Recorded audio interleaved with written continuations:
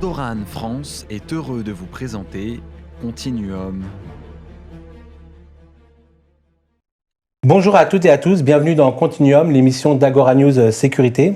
Cette émission est parrainée par Toran France.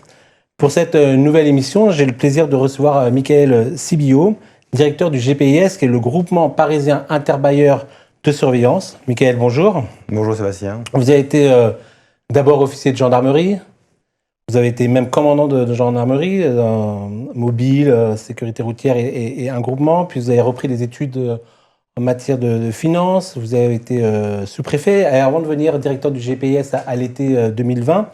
Votre dernier poste était directeur de cabinet du préfet de Seine-Saint-Denis. Alors, pour commencer, une petite question piège. Qu'est-ce qui vous a le plus marqué? La gendarmerie, la préfectorale? Est-ce qu'il y a des éléments marquants qui ont jalonné votre parcours? Alors, il est vrai que la gendarmerie m'a beaucoup marqué parce qu'elle apprend beaucoup sur la gestion humaine, le management. Et je trouve que dans notre société, on a trop souvent tendance à oublier l'importance du management et du travail en équipe, du travail collaboratif. Cette première expérience en gendarmerie, cette formation quasiment initiale, puisque j'avais fait l'école navale en 1995, a été une belle école, à la fois du commandement dans les unités militaires, mais du management, quel que soit le type de structure, parce que je suis passé par la direction du budget, où le management est évidemment forcément différent. Mais on y retrouve en fait 4 axiomes, si je puis dire, qui sont constants. Celui pour être un chef, d'être compétent, d'être exemplaire, juste et humain. Voilà. Et qu'est-ce qui vous a amené tout de suite sur les questions de sécurité? Parce que, en fait, tout votre parcours, c'est avec un petit passage effectivement au budget, mais tout votre parcours, ça a été les enjeux de sécurité, essentiellement même en préfecture. Gendarmerie, préfecture, aujourd'hui directeur du GPIS. Oui, alors il est vrai qu'en fait, j'ai 3 composantes, je crois, en tout cas essentielles dans mon parcours. Celui de la sécurité et de la défense, celui des finances et celui du management, je viens d'en parler. Alors, il est vrai que j'ai eu la chance dans mon parcours, par le gré de rencontres, d'opportunités, à la fois de travailler sur les enjeux de sécurité et de défense sur le terrain, en commandement direct d'actions opérationnelles, mais également d'un point de vue plus, j'allais dire, conceptuel, à la fois en administration centrale, puisque j'étais responsable des finances du secrétariat général de la Défense et de la Sécurité nationale, ou dans la préfectorale, j'ai été directeur de cabinet du préfet d'Indre-et-Loire, et puis effectivement, plus récemment, directeur du cabinet du préfet de la Seine-Saint-Denis, 2 départements avec 2 enjeux très différents, des physionomies très différentes, en particulier en matière de sécurité. Alors parlons un peu du GPIS, donc le groupement parisien interbailleurs de surveillance. En quelques mots, comment vous le décrirez, ses missions, et qu'est-ce que c'est en gros?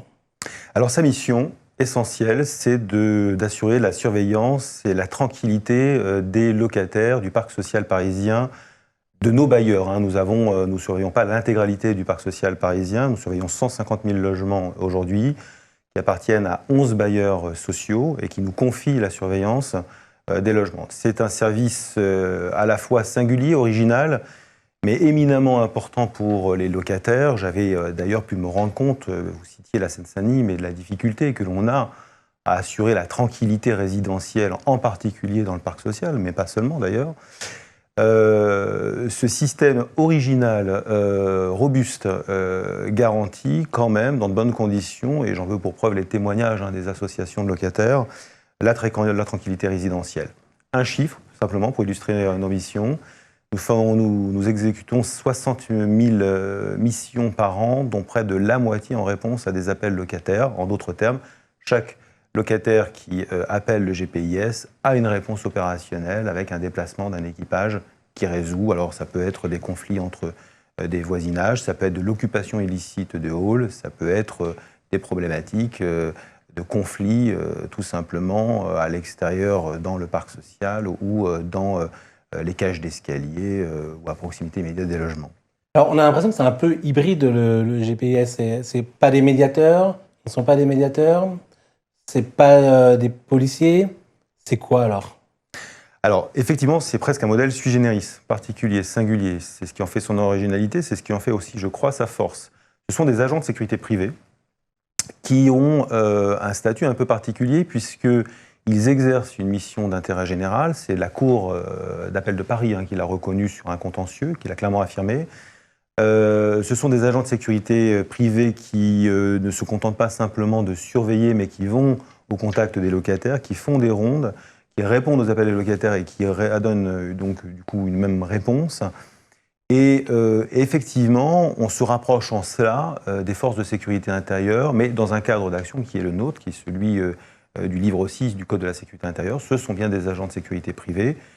Et évidemment, à un moment donné, lorsque la situation... Avec l'équipement qui va avec. Alors avec l'équipement qui va avec, absolument, avec de l'armement depuis 2012, qui sont des armes de catégorie D, donc très concrètement des bâtons de protection, des bombinettes lacrymogènes.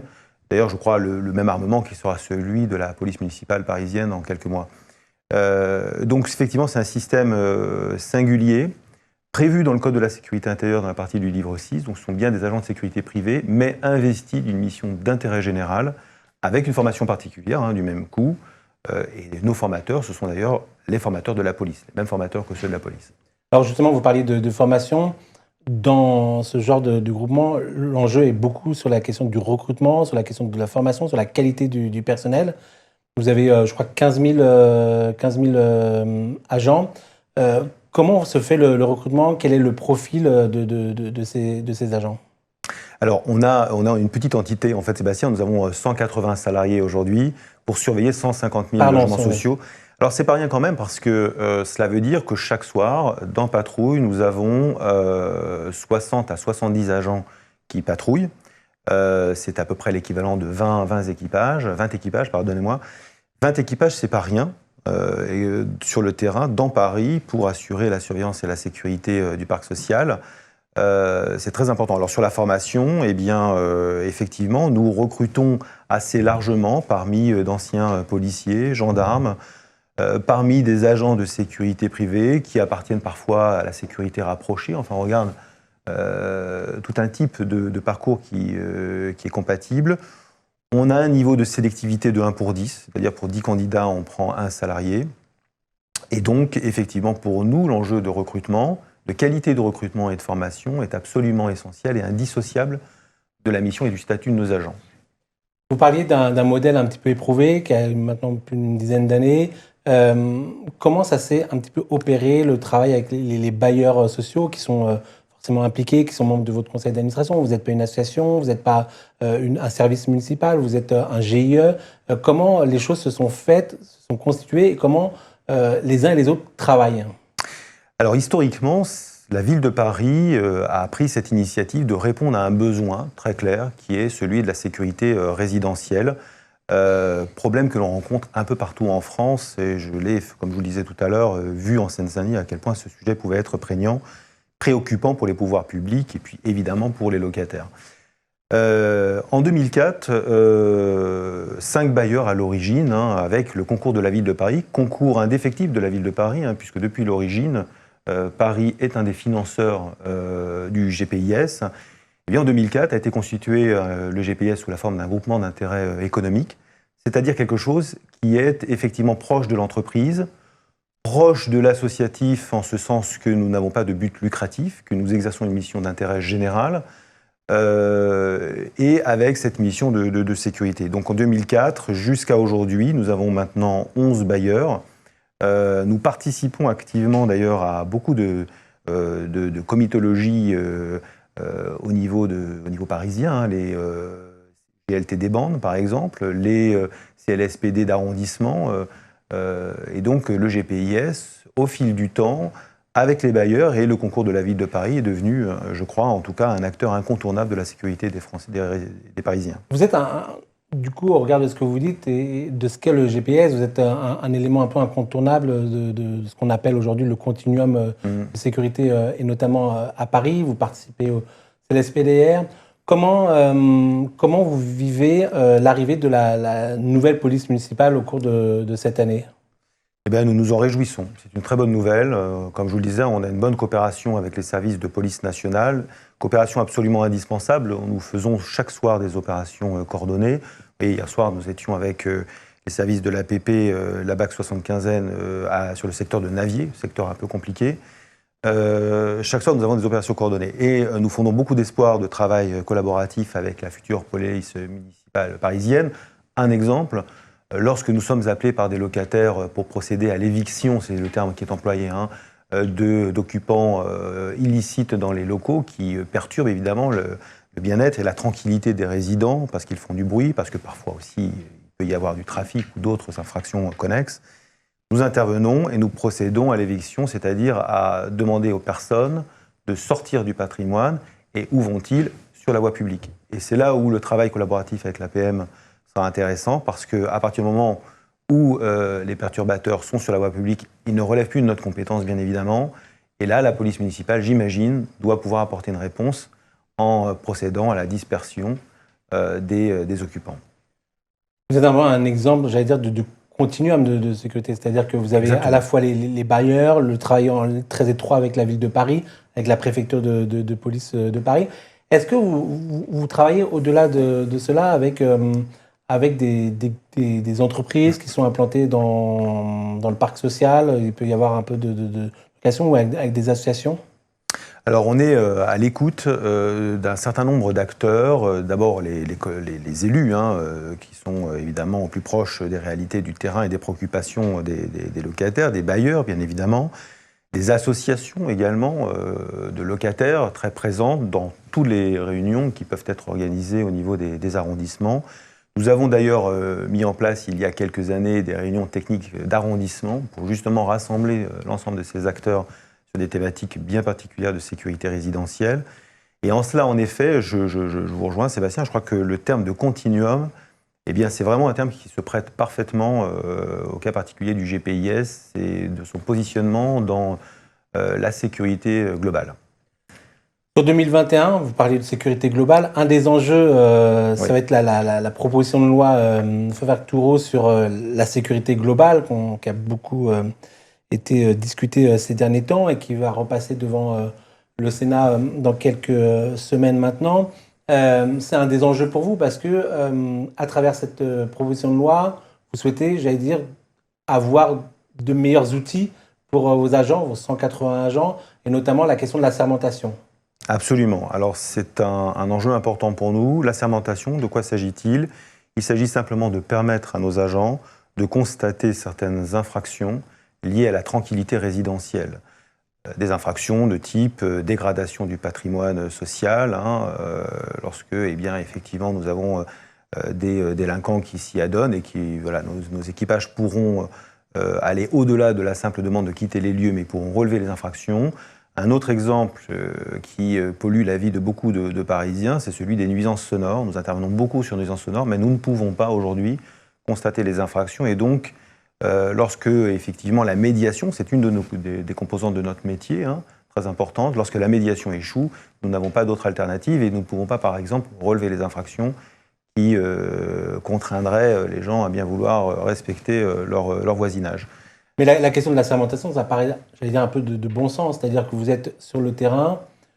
Si vous ne pouvez pas, effectivement, après la médiation verbaliser ou constater, c'est qu'on fait appel à la préfecture de police, demain à la police municipale. Vu les enjeux de sécurité sur Paris, ils ne se déplacent pas forcément. Donc, c'est quand même gagnant-gagnant pour à la fois l'État, à la fois pour la ville de Paris, pour le GPIS et surtout pour les locataires. Tout à fait. Et donc, pourquoi 2021 et cette proposition de loi sur la sermentation? C'est le constat de toutes ces années de travail, c'est-à-dire qu'il faut franchir un cap supplémentaire pour mieux répondre aux attentes des locataires? Oui, voilà, je crois qu'après un peu plus de 16 ans d'existence, le GPIS, par son histoire, par la démonstration qu'il a faite de la plus-value qu'il apportait à la sécurité résidentielle et des locataires parisiens, parce que c'est à eux que je pense, bien évidemment, est aujourd'hui mûr pour aller sur cette, j'allais dire, ultime étape de son évolution statutaire, pouvoir relever certaines infractions, comme le font par exemple les gardes particuliers assermentés, lorsqu'il s'agit de dégradation d'un patrimoine privé. Je pense et je crois pouvoir dire que nous avons de ce point de vue le soutien de l'ensemble des élus parisiens et je les en remercie sincèrement, de nos bailleurs évidemment, des associations de locataires et des locataires eux-mêmes. c'est une suite, j'ai envie de dire, presque logique dans l'évolution de notre groupement. Et vos agents, ils sont favorables? Et nos agents, ils sont tout à fait favorables. Ils soutiennent cette mesure et évidemment, inutile de vous dire que nous sommes tout à fait prêts à la fois sur le plan de formation et d'organisation à intégrer la sermentation. Et si nous avons la chance de pouvoir l'obtenir dans le cadre de la proposition de loi relative à la sécurité globale, en 2021, fin 2021, des agents du GPIS pourront relever certaines infractions, qui ne portera pas préjudice à la médiation. Nous essayons toujours d'avoir du dialogue, de la médiation, mais dans certaines situations bien particulières, ça pourra être une plus-value qui sera bénéfique à la fois aux locataires, aux élus et bien sûr à nos bailleurs. Deuxième enjeu pour vous, c'est la question de la métropolisation du GPIS. Votre conseil d'administration a, il y a quelques mois, au mois d'octobre, il me semble, décidé d'expérimenter cette métropolisation, d'avoir un GPIS, donc groupement parisien, un peu hors les murs de Paris, un peu plus francilien. C'est quoi l'enjeu de s'étendre au-delà de Paris et quel est le but? Alors l'Assemblée générale du GPIS a plus précisément validé l'étude de l'expérimentation. On n'en est pas encore à dire que nous allons nous lancer dedans. Nous sommes en train d'étudier la faisabilité technique. C'est un enjeu si nous devions nous lancer dans la métropolisation. Et là aussi, je crois qu'après 16 ans d'existence, c'est une question tout à fait légitime, et bien évidemment. Il faut le faire en ayant les garanties d'intervention de sécurité pour nos agents équivalentes à celles de Paris Intramuros. Et c'est très important, notamment la relation avec la police. Aujourd'hui, lorsque nos agents sont en difficulté, ils appellent la préfecture de police. Et lorsque le sujet devient un sujet d'ordre public, ça n'est plus de la compétence évidemment de nos agents, c'est la compétence de la police. Et nous avons de ce point de vue une réponse très rapide. Je souligne la qualité de la coopération avec les services parisiens, quels qu'ils soient, y compris la DPSP. Eh bien, il faut que nous ayons la préfecture de police de Paris a les compétences maintenant. Exactement. Sur les donc c'est départements de la Petite Couronne. Absolument. La préfecture de police est compétente sur les 3 départements de la Petite Couronne. Donc il faut pouvoir voir dans quelles conditions nous pouvons avoir les mêmes modalités d'intervention sur la Petite Couronne, sur des territoires que nous ne connaissons pas encore, bien évidemment, avec des enjeux qui sont ceux des villes qui seraient concernées. Ont-ils une police municipale? Quel format? Enfin, vous voyez, toutes ces questions vont se poser. Et puis, c'est un défi opérationnel, organisationnel interne au GPIS, et c'est un défi RH, parce que ça veut dire être en capacité d'avoir une évolution de notre plafond d'emploi sans baisser sur la qualité du recrutement auquel nous sommes attachés, compte tenu de la spécificité de nos agents. Donc nous étudions, au moment où je vous parle, la faisabilité technique. Elle sera présentée à l'Assemblée générale probablement au printemps. Et si l'Assemblée générale le valide, si évidemment les élus concernés validaient cette démarche, eh bien on peut l'envisager au deuxième semestre 2021, sous toutes ces réserves, bien évidemment. Troisième enjeu, c'est pour vous en 2021, c'est la question de l'information générale. C'est comment mieux informer les élus au regard du travail de vos équipes. 60 000 missions par an, vous le rappeliez. Donc vous, forcément, sur les 150 000 logements qui sont sous votre patrimoine, vous voyez des choses, vous entendez des choses. Donc vous êtes, j'allais dire, pas qu'un outil statistique, vous êtes aussi un baromètre sur la manière dont les choses évoluent dans le parc social de la ville de Paris. Comment améliorer justement pour vous, en 2021, l'information aux élus et l'aide un petit peu, j'allais dire, en termes de prédiction, de la manière dont les choses peuvent s'organiser, y compris avec la nouvelle police municipale qui va arriver? Oui, alors effectivement, c'est exactement ça. Chaque jour, nous rendons compte de notre activité, évidemment, à nos bailleurs, aux maires d'arrondissement, à la mairie centrale, à la préfecture de police, à la DPSP, mais nous rendons des éléments statistiques d'activité. Je vous disais, 60 000 missions en 2020, après la moitié en réponse à des appels locataires. Donc on a une base de données relationnelle très puissante qui nous permet de faire ces rendus statistiques quotidiens. Simplement, c'est du quantitatif. Et ce qu'il manque peut-être, c'est l'observation du terrain, des physionomies, qui peut être intéressant à la fois pour les bailleurs, évidemment, mais aussi pour les maires d'arrondissement qui sont confrontés à toutes les problématiques de sécurité. Et c'est évidemment dans le continuum de sécurité un élément important. Et à ce titre, et puis la préfecture de police, bien évidemment, et à ce titre, eh bien, moi je me suis aperçu que lorsque nous discutions avec nos agents, ils ont des tas de choses à nous raconter de ce qu'ils observent. Rendez-vous compte, nous avons entre 60 et 70 agents chaque soir qui patrouillent entre 16h30 jusqu'à 5h le lendemain matin. Donc ils voient des choses dans Paris que beaucoup d'unités ne voient pas. Ils m'en rendent compte, ou ils en rendent compte en interne dans notre organisation, et cette information n'est pas capitalisée. Donc l'idée de l'information générale, qui n'est pas du renseignement, hein, on reste dans le cadre d'emploi qui est le nôtre, et dans le DPO, qui est notre cadre évidemment juridique en la matière, en matière de recueil d'informations. L'idée, c'est de dire, peut-on débriefer nos équipes sur ce qu'ils ont observé dans le parc social, ou même dans l'environnement proche du parc social. Comment ensuite analyser, synthétiser et finalement restituer, en particulier évidemment aux bailleurs et aux élus, ce qui a pu être observé. Alors ça peut être des sujets liés au trafic, hein, par exemple. On est membre du GLTD Bande, on participe indirectement au CROSS, mais ça peut être aussi des sujets d'ordre public. On l'a vu récemment avec des informations qui me sont remontées sur des mortiers d'artifice cachés dans des cages d'escalier, vous savez, dans les armoires techniques. On y trouve parfois aussi des armes dans certains cas de figure. Ça, c'est de l'information qui, au-delà du quantitatif, pourrait être donnée de manière plus qualitative, plus contextuelle, et puis ce qui permettrait aussi de voir si, un site à l'autre, il y a des changements de physionomie, il y a des problèmes qui s'installent ou des problèmes, au contraire, à l'inverse, qui disparaissent. Donc c'est un enjeu important pour nous. Et votre quatrième enjeu là, sur 2021, c'est la question de la création d'un centre d'hypervision avec l'objectif de pouvoir couvrir l'ensemble du patrimoine et puis y compris d'être un peu dans du prédictif, c'est-à-dire de pouvoir à la fois analyser un petit peu justement les outils statistiques et cartographiques, de les temporaliser et de pouvoir se dire on va mettre un peu plus à tel endroit, à tel moment de la nuit ou de la semaine et de l'année des effectifs. Oui, alors c'est exactement ça. L'hypervision, c'est deux sujets ambitieux. Le premier, c'est de pouvoir avoir un poste de commandement opérationnel aujourd'hui qui existe et qui reçoit les appels de locataires et qui coordonne nos patrouilles sur le terrain, mais qui puisse aussi être un centre de supervision urbain, d'une certaine manière. Et donc, l'enjeu, c'est de pouvoir, dans ce PCO, avoir une visualisation des caméras de vidéoprotection de l'ensemble de nos bailleurs. On est en train de faire cette expérimentation avec l'un de nos bailleurs, et elle est plutôt encourageante d'ailleurs d'un point de vue technique. Et l'autre sujet de l'hypervision, c'est le prédictif, c'est-à-dire que c'est de partir de notre base de données relationnelles statistiques sur tout simplement l'activité du GPIS. C'est un outil statistique qui, partant de la constatation et des observations sur des séries longues, pouvoir permettre de conjecturer l'occurrence d'événements sur tel ou tel site. Et ça, c'est très important dans la programmation de nos patrouilles. Plutôt que d'envoyer des patrouilles de manière aléatoire, alors on les envoie en fonction des signalements qui nous sont donnés, bien évidemment, mais on les envoie parfois aussi parce qu'on se dit on n'est pas allé sur tel site depuis tel temps et il est temps d'y retourner.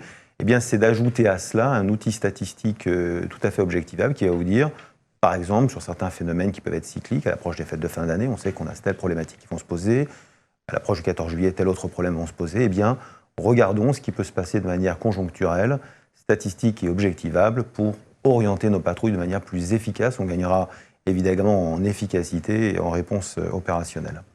On souhaite pour 2021 que le GPS puisse relever au moins ces 4 défis et voire plus. Merci beaucoup, Mickaël Sébillo. Merci, Sébastien. Toran France a été heureux de vous présenter Continuum.